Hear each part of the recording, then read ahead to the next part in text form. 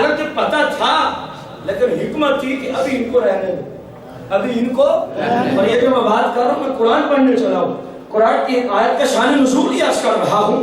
میرے بھائی تفسیر خازن ہے جلد 1 صفحہ 324 سے پڑھ رہا ہوں. سورہ آل عمران کی آیت نمبر 179 کا شان نزول عرض کر رہا ہوں کہ یہ آیت کب آئی، کیوں آئی، اس وقت حالات کیا تھے. رسول اللہ نے فرمایا میں قیامت تک جتنی انسانیت وجود میں آئے گی، بلکہ اگر مجھے اجازت ہو تو میں یہ جملہ بھی کہہ دوں وَمَا أَرْسَلْنَاكَ إِلَّا رَحْمَةً لِلْعَالَمِينَ. جہاں تک میری ربوبیت ہے کہیں تک مصطفیٰ کریم کی رحمت پہنچے گی تو یہ انسانیت تک بچ رہی ہے.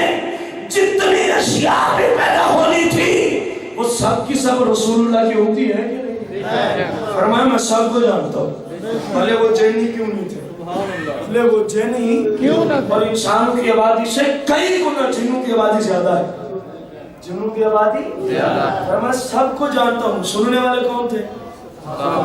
کسی نے کوئی اعتراض نہیں کیا. سنیے عجیب بات ہے، ابھی کوئی پیدا ہی نہیں ہوا، آپ اس کا نام بھی جانتے ہیں، اس کا ایمان بھی جانتے ہیں، وہ کیا کرے گا قیامت تک آپ یہ بھی جانتے ہیں. صحابہ تھے نا، ان کو پتا تھا نبی ہوتا ہی وہی ہے جو اللہ کی اطاعت سے غیب کی خبریں دینے والا ہو. چپ کر گئے. منافقوں نے کیا کیا؟ اعتراض کیا. منافقوں نے کیا کیا؟ اعتراض کیا. فَبَلَغَ ذَلِكَ رسول اللہ صلی اللہ علیہ وسلم. تو منافقوں کا یہ اعتراض کہاں تک آ پہنچا؟ سرکار مدینہ علیہ الصلوۃ والسلام کی ذات مقدسہ تک. فقام علی المنبر. تو میرے اور آپ سب کے مالک و مختار آقا صلی اللہ علیہ وسلم کچھ غصے ہوئے اور منبر پہ تشریف لے آئے. اور منبر پہ کیا لے آئے؟ تشریف لے آئے. میرے بھائی غور سے سننی ہے. قرآن اور ادھر سیاہ ستہ سے مسلم شریف ایک ہی رابطہ ہوگا. قرآن اور سیاہ میں سے مسلم. سرکار کس جگہ تشریف لے آئے؟ منبر پر تشریف لے آئے. فحمد اللہ تعالی وثنى علیہ. سرکار نے اللہ کی حمد بجا لائی، وثنى علیہ، اور اللہ کی ثنا بیان کی، اور اللہ کی ثنا بیان کی. ہم تھوڑی دیر کے لیے اس جملے پہ یہی روک رہے ہیں. آپ کے اسی زمانہ میں ایک شخص تھا جن کے نسب پہ لوگ اعتراض کرتے تھے، پتہ نہیں یہ اپنے باپ کا ہے یا نہیں ہے. سرکار کو صحابی ہے، سرکار کا پتہ نہیں کہ اپنے باپ کا ہے یا نہیں ہے. غور کرنا. اب یہ بات ذہن میں رکھتے ہوئے سرکار کہاں تشریف لے آئے؟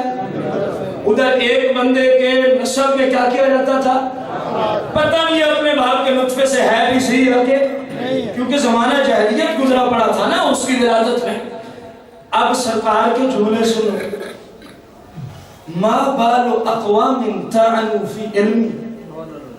فرمایا کتنے برے ہیں وہ لوگ، کتنے گندے ہیں وہ لوگ. ما بال اقوام، کتنی گندی قوم ہے وہ، کتنی بری قوم ہے وہ. طعنوا فی علمی، جو میرے علم غیب پہ اعتراض کر رہے ہیں. فرمایا وہ کتنے گندے لوگ ہیں. پھر سرکار جلال میں آتے ہیں. سرکار فرماتے ہیں صحابہ آج سے لے کر قیامت کے دن تک جس کے جی میں جو سوال اٹھتا ہے کھڑا ہوتا جائے، پوچھتا جائے، ہم حلال جواب دینے کے لیے تیار ہے.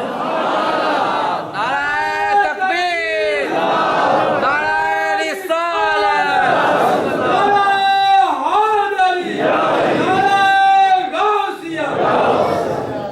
جس کے جی میں جو آتا ہے پوچھتا جائے الی یوم القیامہ. سرکار نے اس جملے کی کثرت کی. اب روایت مسلم شریف کی سنیں. جب سرکار نے اتنا فرمایا اور اللہ کی قسم اٹھا کے فرمایا اللہ کی قسم ہے قیامت تک جو جی میں آتا ہے پوچھو، محمد بتانے کو تیار کھڑا ہے صلی اللہ علیہ وسلم. بس جب سرکار نے اس جملے کا تکرار کیا تو سرکار مدینہ کا ایک صحابی قال انس بن مالک فاکثر الناس البکاء.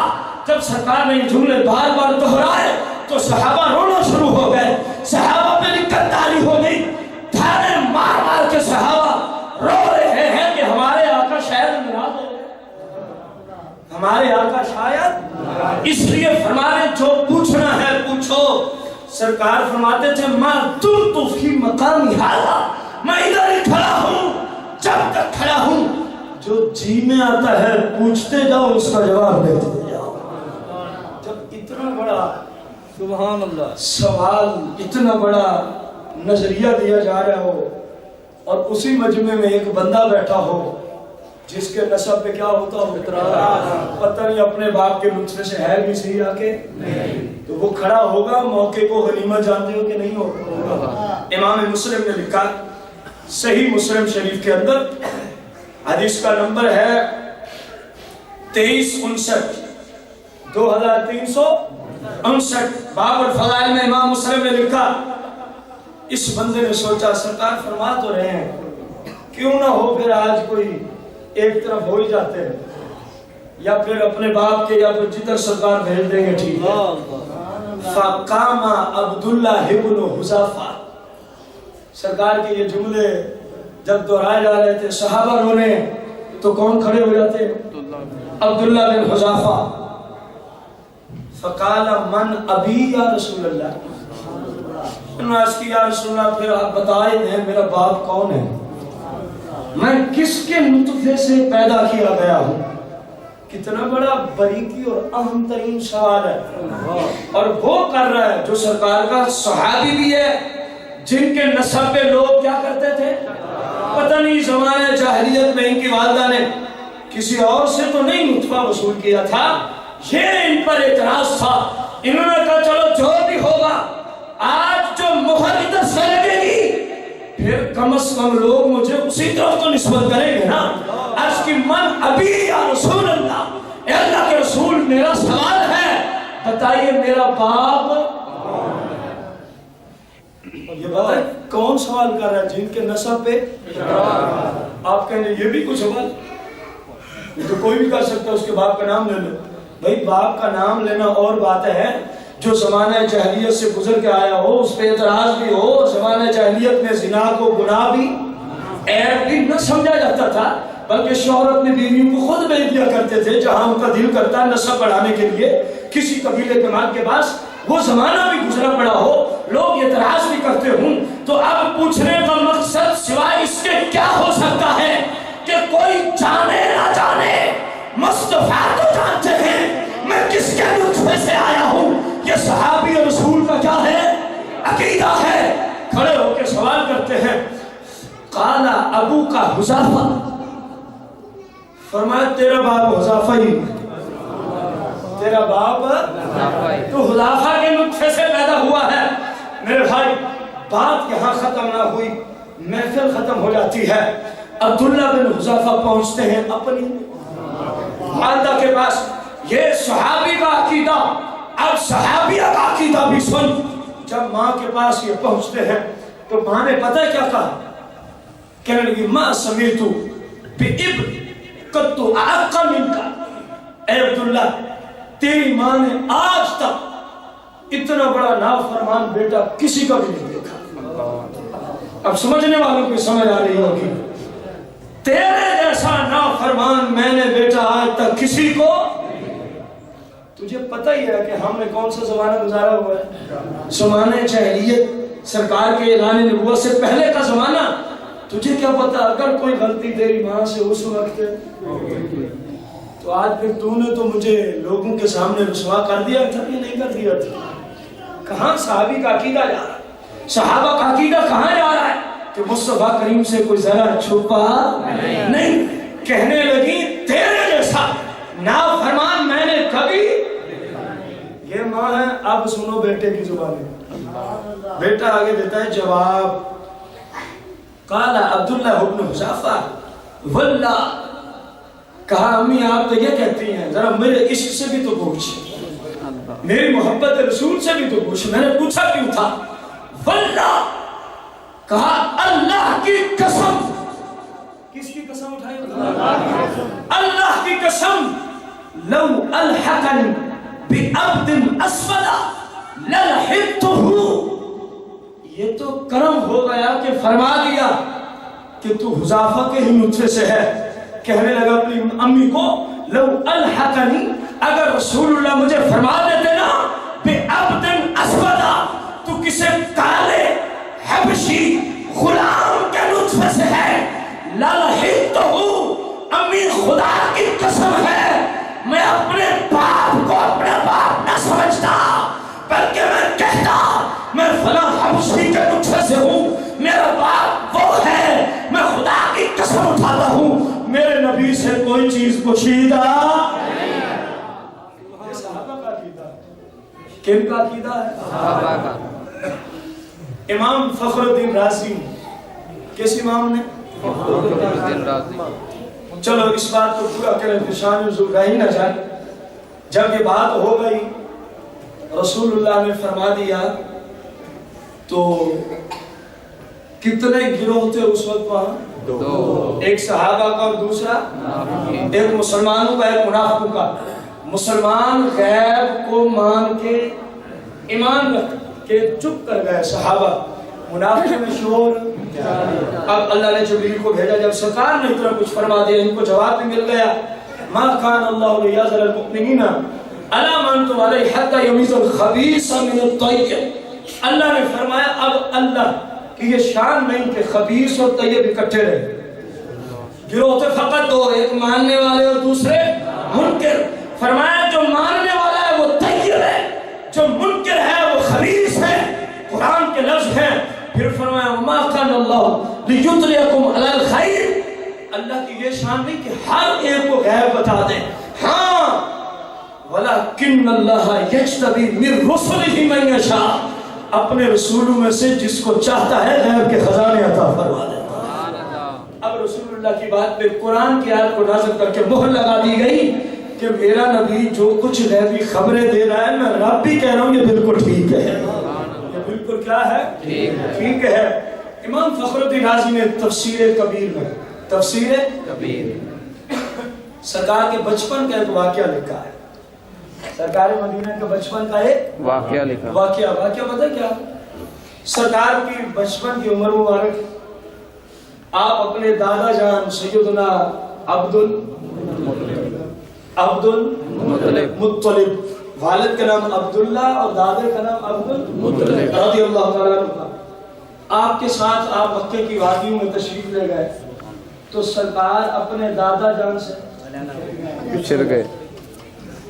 دادا جان کعبے کو پہنچے، کعبے کا غلاف تھاما، پکڑا، اپنے اوپر کیا اور اللہ کی جناب نے عرض کی مولا میرا بیٹا لوٹا دے، مولا میرا بیٹا لوٹا دے۔ ادھر سرکار مکے کی کسی وادی میں تشریف فرما تو وہاں سے کس کا گزر ہوا؟ ابو جہل کا۔ کس کا گزر ہوا؟ ابو جہل کا گزر ہوتا ہے۔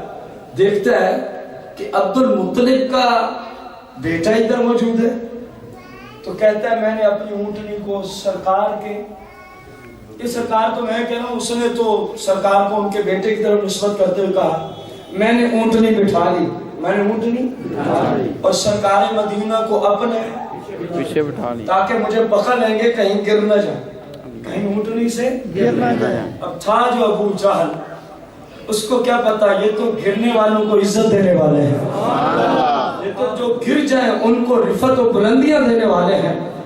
پیچھے بٹھایا، ابو جہل کہتا ہے میں نے کوشش کی کہ اونٹنی لیکن اٹھنے کا نام نہیں لیتی۔ اللہ بھائی یہ وہی اونٹنی ہے جو چلتی ہوئی آئی ہے، جو چلتی ہوئی آئی، ابو جہل کو لے کے آئی ہے، خود بٹھا کہہ رہا میں نے بڑی کوشش کی، میں نے بڑی کوشش کی لیکن اونٹنی اٹھنے کا نام نہیں، کہہ رہا میں نے مارنے کی کوشش کی تب بھی نہیں اٹھتی، تو پھر کہتا ہے بس اونٹنی بول اٹھتی ہے، اونٹنی ابھی اعلان نبوت نہیں ہوا میرے بھائی غور کرنا، اونٹنی پتہ کیا کہتی ہے؟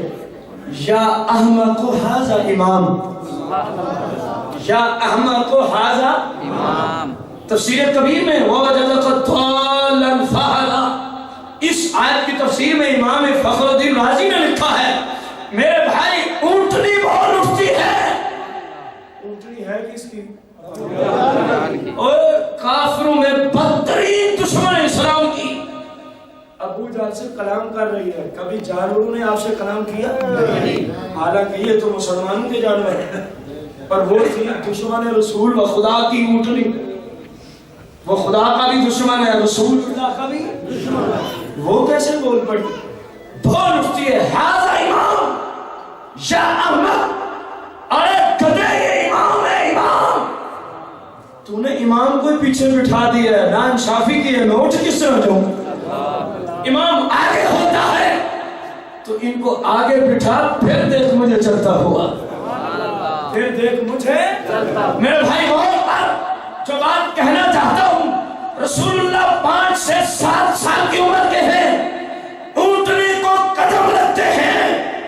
35 سال بعد جا کے جب عمر مبارک 40 سال کی ہوتی ہے, اعلان نبوت تو بعد میں ہوتا ہے, لیکن ابو جہل کی اونٹنی کو مصطفیٰ کریم کے قدم لگ جائیں, جو کام 35 سال بعد میں ہونا ہے, اونٹنی ہو کے اس کی خبر 35 سال پہلے ہی دے رہی ہے. یہ نالین شریفین کا فیضان تھا, رسول اللہ کے قدموں کا فیضان تھا, کہ جس جانور کو لگ گئے اگر ضرورت پیش آئی تو رب نے اس کو بھی غیب کے خزانے عطا فرما دیے. پھر ابو جہل کہتا ہے, یہ سرکار کے دادے کو سارا حال سنایا.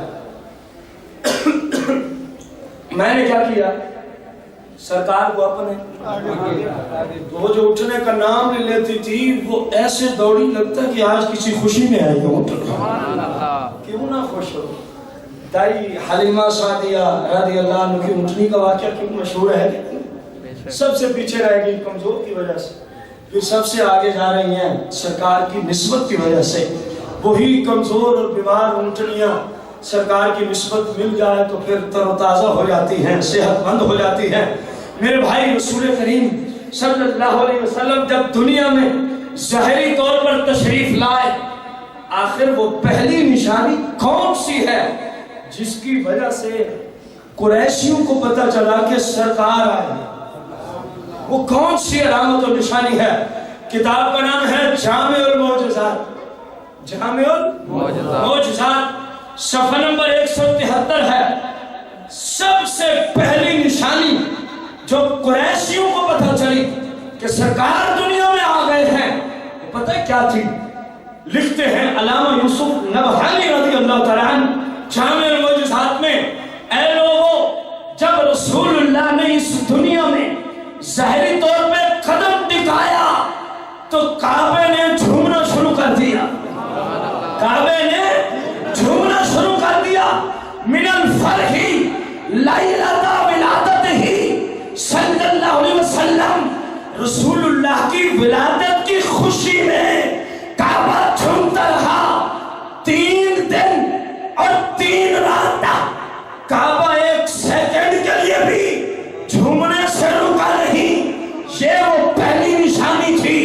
قریشیوں نے جب کعبے کو جھومتا ہوا دیکھا تو سمجھ گئے کہ نبی آخر زمان دنیا میں تشریف لے آئے. نبی آخر زمان دنیا میں تشریف لے آئے.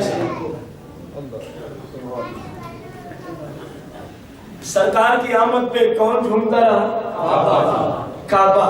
تو کسی کی شاعر میں شاید اسی کی ترجمانی کی اور اسی روایت اور حدیث کی غور کرنا. رنگ لگ گئے اب دلہا دے جدوں کو جگدھا سلطان آیا. جن کو جھوم رہے ہیں وہ ذرا جھوم کے پڑھنا.